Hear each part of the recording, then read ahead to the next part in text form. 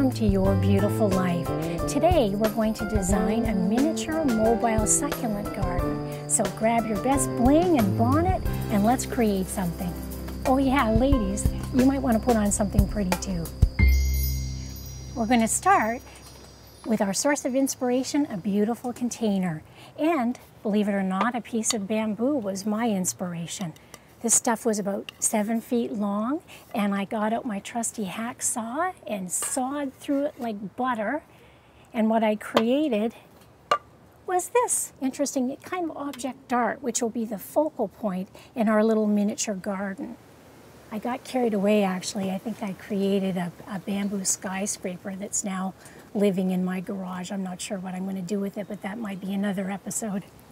So we're going to start with our beautiful container that we've added quite a lot of pea gravel to. The reason being, this is going to make a lightweight container a little more bottom heavy so it doesn't blow away in the wind, and it's also going to enhance the drainage, because one thing about succulents you need to know, even if you have a brown thumb, anybody can grow succulents because they thrive on neglect. They love the sun and they like very little moisture. So the only thing really that can kill a succulent is overwatering, and the gravel will help with our drainage. I'm going to start with a pre-moistened soil. This is actually a soil-less mix. It's got a lot of vermiculite, some grit, a cactus blend will be a good idea for a succulent container.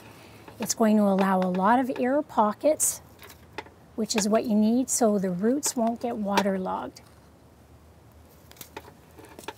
Fill up your container with your nice pre-moistened potting compost. This is why we paint our nails, ladies, so you don't see the soil underneath. Tip du jour. So the nice thing about a mobile garden, container gardening, is that you can chase the sun. You can move this little guy around the garden or the yard or your windowsills and follow the sun, because these plants are going to need at least 4 to 6 hours of direct sunlight each day. The more, the better. So let's start with that. And you're the designer, so you can place your centerpiece wherever you like, but I'm going to put mine off center and towards the back. And a little more soil just to anchor this in. Oh, I should tell you actually how I made this.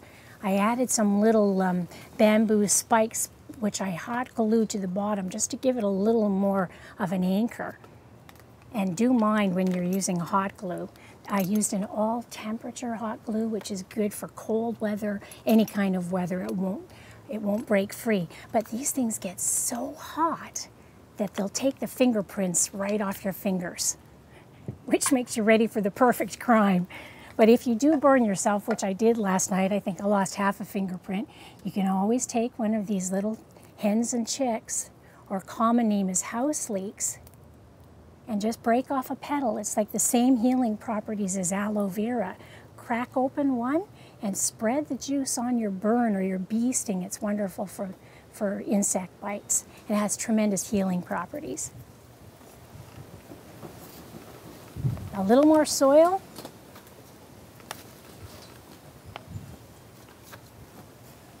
Anchor in our wall, the Great Wall of China. And because I got a little carried away with the hot glue, there was no way I was going to peel this stuff off. I just sprinkled some gravel and some grit over top of the glue, which actually keeps this thing together nicely, and it adds a decorative touch. So play around with this. This is your chance to get creative. You have to think outside of the padded room. And the star, the celebrity of this show, is this amazing plant. It's called zebra ears calancho, also pronounced kalanchoe. Actually, there's about 4 pronunciations, so knock yourself out. Pronounce it any way you like. When in doubt, make it up. This guy's beautiful, and it really does look like a zebra ear. I'm going to put him kind of in the back here to help anchor this bamboo.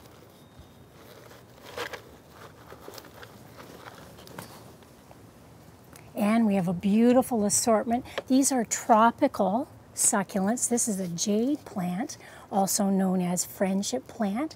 They are known to live for hundreds of years, and they lend themselves beautifully to bonsai, which is a botanical form of torture. But you know, the one thing about these things, if you overwater them, they're going to shrivel up and look like a little old man who forgot his dentures. Not a pretty sight. So remember, once a week or once every 2 weeks, if the stick your finger in, if the soil feels really dry, that's when it's time to water. If there's even a hint of cold or damp, don't go near this thing with the watering can. And you know, we can break this apart. We don't have to put the whole thing in here. I think we're going to take just a little piece of this guy. There's a little red tinge on the edges of this jade plant that pick up the red and purple tones in the zebra ears. And this one's amazing. I fell in love with this guy. It's a kind of blue-gray, and it looks like something that's just been flown in from Venus or some other strange planet. Succulents are very easy to propagate too. One little leaf of a jade plant, and I'm suspecting these too. I'm not real familiar with this little guy, but I suspect if you break off one of these leaves and just drop it in the soil, it's going to root and you'll have a baby in no time. And then we have a third one here for more of a vertical plant, and it's got a lovely bit of yellow and red variegation in it.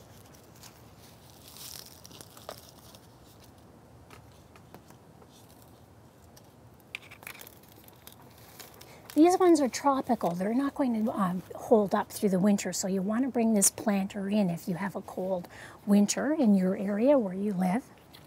But these are from my garden, and they are the house leeks. The Latin name is sempervivum, which is Latin for ever living or evergreen.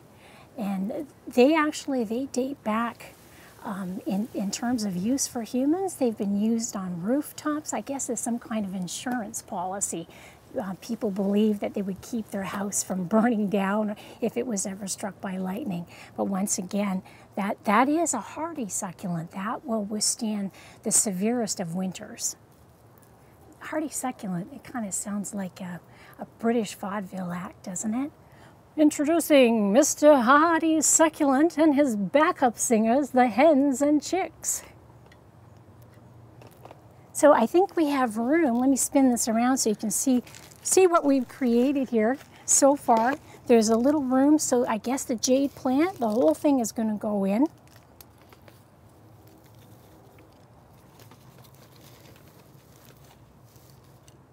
Now that's looking kind of interesting, don't you think?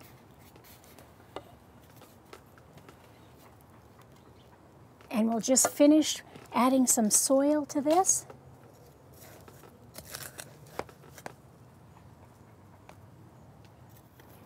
Did I mention it gets messy? Somebody's going to get soiled. Just one last little thing that I think we should do to finish this off is add some of these sempervivum hens and chicks. These little guys, they're very shallow rooted, as you can see. They form a low basal rosette, little carpet of rosettes. So that'll be really neat inside of our bamboo, which is hollow. I put a little soil in here. I'm just going to finish that off. Hens and chicks love to grow in the cracks of rocks, and they're perfect for alpine gardens.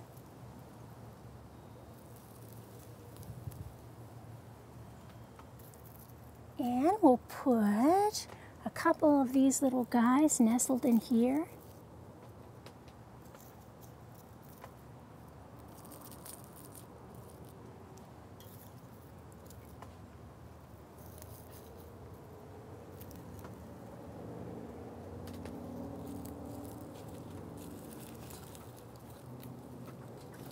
And finish with a top dressing of some polished rocks Or some pea gravel. Doesn't everybody keep their gravel in their Bialetti coffee maker? It makes it handy for pouring. But I've got a pretty little brown gravel. I'm just going to sprinkle some of that in, just for aesthetics, and it also helps improve the drainage, allows the water to run off and percolate. And let's not forget, it looks pretty. It's all about pretty, isn't it? Ask Barbie. So what do you think, Babs? Oh, Barbie likes it. 2 tiny thumbs up from Barbie.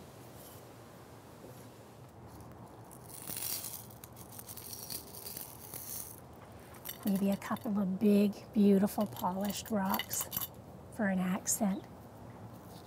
Make this look like a little Arizona garden.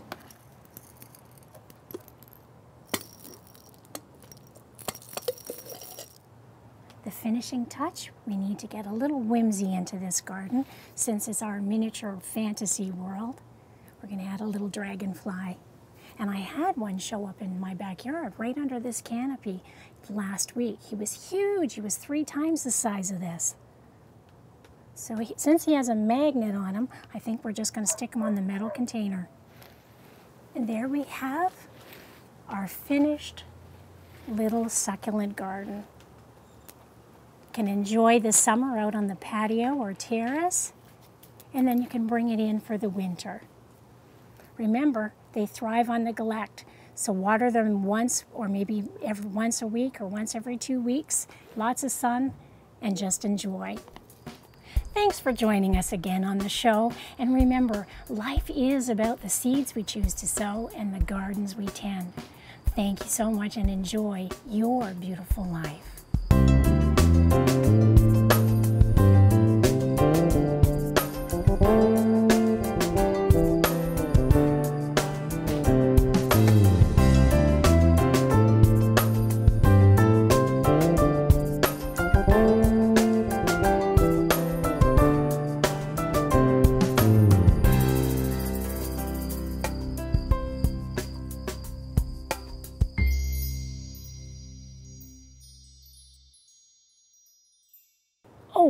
Oh, do these dragonflies make my butt look fat?